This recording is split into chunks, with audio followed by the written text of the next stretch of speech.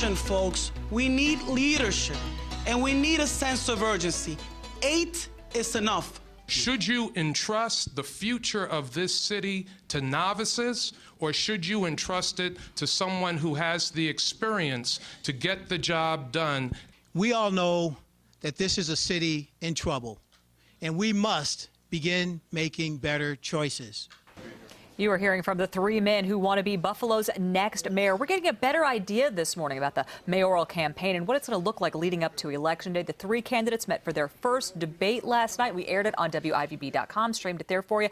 And a panelist for that event last night, Brittany Smallwood, News 4's own. You know, Brittany, this was a really great opportunity to hear from the candidates and have them face off against each other and answer some of the audience's concerns you could feel in the room. Now, as a panelist, what kind of vibe did you pick up on from the people who were there? Oh, man, the audience, they were in it from the entire time. Whenever somebody would give a response, at one point, they even got so loud that our voters had to say, you know what? Yeah. I need you guys just to be quiet for a little bit so that they can get their responses out. But I thought it was beautiful how passionate the people were about the issues. It shows you that people in the city of Buffalo really care about the education. They really care about the economy, and they really care about the crime numbers and wanting their neighborhood to be safer. So it was really beautiful to see everybody in the community come together last night. Well, we were glad that you and Al were both there. You know, we've had 2 out of 3 of the candidates on speaking to the issues, and the 2 big issues that we keep talking about, you mentioned them yourself, crime and education. Where do they stand?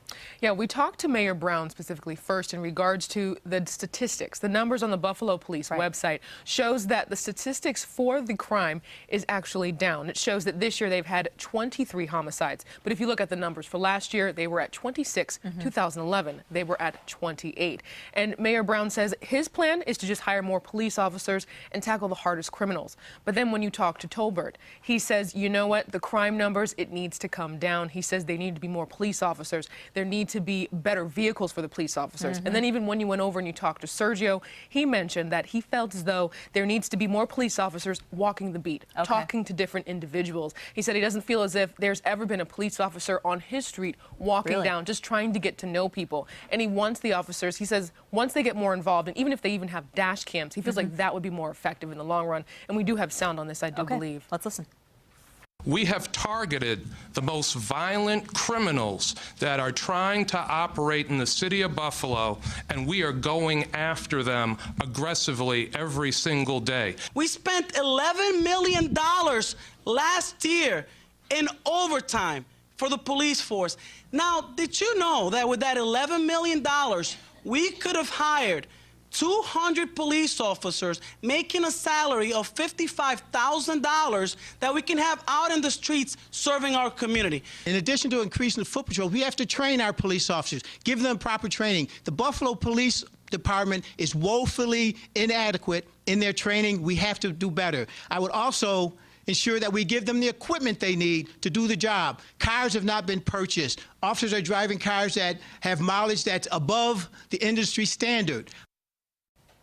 And another thing that we talked to the candidates about were the illegal guns that are on the streets and how they hope to get it off the streets to make the neighborhood safer.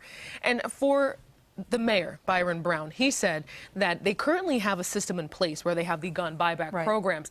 But he also mentioned that they have a unit going on right now where they partner with the Erie County Sheriff's Office as well as the Buffalo and State Police. And he says that way they've taken off 11,000 guns off the street. Then after that, he mentioned that we went over to Bernard Tolbert, and he said that he wants to have a gun buyback open any day of the week for anybody. And then Sergio Rodriguez mentioned, once again, he wants to have more police involvement, people on the streets, and he thinks that will help. Brittany, you have great insight. Great job on the panel last night. We streamed it live for you on WIVB.com. If you want to find out more about the debate, you can go there. We're going to send things now over to Emily Linehan.